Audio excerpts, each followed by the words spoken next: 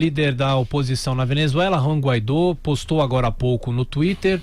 Ele diz o seguinte: hoje continuamos, e esses são os pontos da concentração hoje em Caracas. Ele posta um prospecto dos locais de concentração e Juan Guaidó diz o seguinte: continuamos com mais força do que nunca na Venezuela. Para falar mais sobre esse assunto, nós convidamos o embaixador, diplomata, foi secretário-geral do Itamaraty, Marcos Azambuja. Embaixador, bom dia, obrigado por atender a Jovem Pan nesse feriado. Bom dia, como é que vocês vão? Tudo bem. Embaixador, claro que, será que, a pergunta talvez que fique, será que Juan Guaidó ontem mesmo já sabia que não teria ou não tinha ainda o apoio das Forças Armadas, mas a conclamação da população foi uma forma de pressionar ainda mais a situação indefinida na Venezuela? Eu acho que nós vivemos mais um round dessa novela, mais uma etapa. O governo Maduro sobreviveu ontem machucado. Pela primeira vez há refugiados na Embaixada Brasileira, não são muitos, não são de patente elevada, mas mostram que começa a haver um esgarçamento daquela frente militar de resistência. Eu creio que nós estamos vivendo um processo de erosão do regime por crise econômica, por pressão política internacional, de modo que o que eu desejo é que isso tenha um desenlace menos traumático possível. O que eu noto hoje é que, mais do que uma coisa Venezuela, nós estamos vivendo uma crise que envolve Cuba, que envolve a Rússia. Portanto, nós estamos com um cenário um pouco mais complicado e com ramificações mais difíceis de controlar. Professor Villa. Embaixador, bom dia. É Marco Antônio Villa, embaixador. O senhor apresentou, quer dizer, um cenário mais complexo do que outros recentes aqui na América Latina. E qual o senhor imagina que seja a política correta que o Brasil adote nessa questão? Ou seja, manter esse cerco econômico, diplomático à Venezuela? O senhor é favorável de algum tipo de intervenção mais direta ou apoio à intervenção de terceiros? Qual que o senhor acha que deve ser a posição do governo brasileiro? Olha, eu acho que a posição nossa devia ser de estrita adesão a valores e princípios.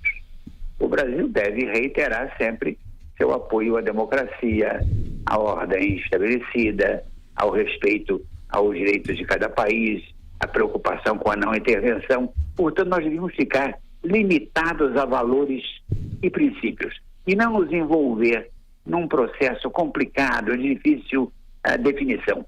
Portanto, eu sou a favor de um perfil relativamente baixo do Brasil, em que o Brasil atuasse dentro das Nações Unidas, da OEA, das organizações de que nós somos parte, de uma maneira construtiva, mas discreta.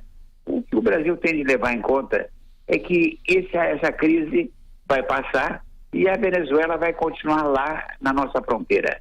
Portanto, nós temos interesses de longo prazo a serem preservados. Embaixador, bom dia. Denise, quem está falando? Oi. Embaixador, nós temos algumas informações meio contraditórias em relação ao que aconteceu de fato na Venezuela. Se fala que haveria até uma negociação em andamento para que Maduro pudesse deixar o país com algumas garantias e depois houve interferência da Rússia, mas o que se percebe é que ele tem um apoio muito forte ainda dos militares mais graduados, que inclusive tem uma participação de governo e participariam de qualquer negociação. O senhor vê a possibilidade de algum desfecho negociado para a situação da Venezuela? Porque na prática foi uma demonstração de força ontem de Maduro. Foi. Ele ganhou sem dúvida o round, mas sai desse round um pouco machucado. Houve o que nós estamos vivendo. A América Latina, você sabe que é um teatro de inovações políticas. Nós estamos com uma situação de dois presidentes funcionando na mesma cidade, o que é uma coisa extraordinária. O Guaidó agora está anunciando reuniões, meetings, manifestações. Já governar um país com um presidente é complicado, com dois é uma coisa extraordinariamente complexa. Mas eu creio que o Maduro sobreviveu.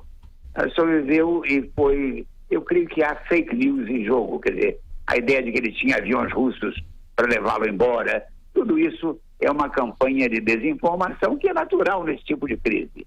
Eu creio que a soma dos problemas econômicos. A inflação, o desgaste do tempo, a erosão do tempo na política é um dado muito importante, porque eu creio que o Maduro está em declínio e a caminho de que o seu governo perca vitalidade e sustentação. Agora, quando isso vai se dar, eu não sei, porque de certa maneira ele continua tendo um apoio do México, que é um apoio importante na América Latina. Ele continua tendo o apoio da Rússia e da China, que são apoios importantes. Cuba continua sendo... Eu vou dizer uma coisa a vocês que sempre está presente no meu espírito. A grande disputa hoje envolve Cuba. Cuba é um fator decisivo no jogo eleitoral americano. Em outras palavras, a decisão eleitoral na Flórida depende, de certa medida, dos votos de exilados cubanos, de emigrados cubanos. Então, o que nós estamos vivendo também tem repercussão na vida política interna dos Estados Unidos. Os Estados Unidos têm hoje o governo Trump, uma posição tão veemente contra o Maduro, porque ele acha que o Maduro ligado a Cuba ameaça a sua vitória no Colégio Eleitoral da Flórida. Embaixador, sendo assim, seguindo esse raciocínio, existe alguma possibilidade de intervenção militar? É difícil imaginar que ela tivesse respaldo internacional. O Conselho de Segurança vetaria a OEA com o México contra e outros países. O próprio Brasil, embora eu prefira que nós disséssemos que nós estamos numa linha de zero aceitação de intervenção, não estaria preparado para isso. É muito complicado a intervenção. Sabe que a intervenção você sabe como começa e não sabe como acaba. As intervenções recentes, sobretudo no Oriente Médio, e eu tenho medo que o Caribe comece a virar um pouco Oriente Médio. O que houve na Líbia, o que houve na Síria, o que houve no Iraque, a intervenção começa com ar triunfal e termina numa complicação danada. Mas eu tenho muita preocupação com esse tipo de linguagem.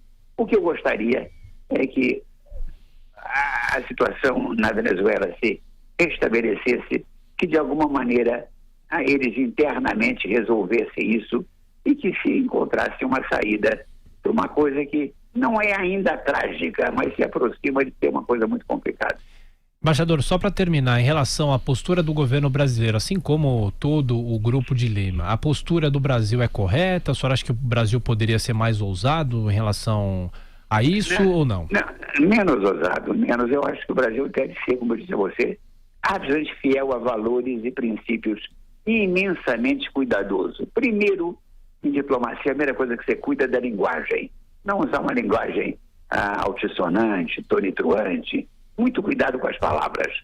2, ter presente de que o Brasil tem interesses permanentes na Venezuela, de que o país tem uma tradição de não apoiar intervenções externas na nossa região e fazer um esforço com outros países afins para que você fosse encaminhando, na medida possível, a Venezuela para uma solução constitucional pacífica. De modo que eu creio que o Brasil deve ser mais vigoroso na parte construtiva e menos enfática na linguagem e nos gestos. Embaixador Marcos Azambuja, obrigado mais uma vez, bom feriado para o senhor, até a próxima. Até a próxima.